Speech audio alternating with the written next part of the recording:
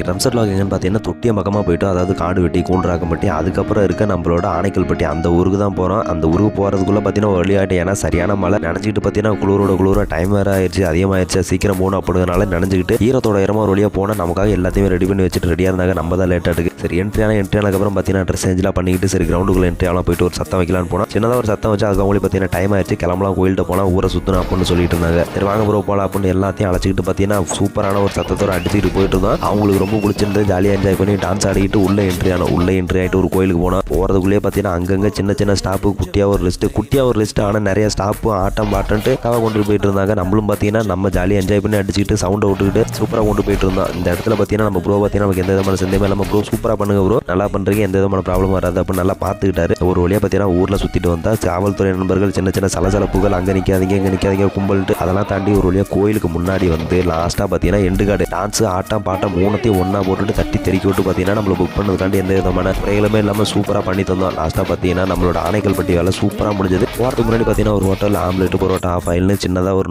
நொறுக்கி விட்டு நைட்டு தான் மட்டும் என்ன பண்ணுறது ஓகே முடிச்சுட்டாச்சு. இந்த வேலை உங்களுக்கு பிடிச்சதுன்னா கண்டிப்பாக கமெண்ட் பாக்ஸில் சின்னதாக ஒரு ஹார்ட்டை போட்டு போங்க நண்பர்களே.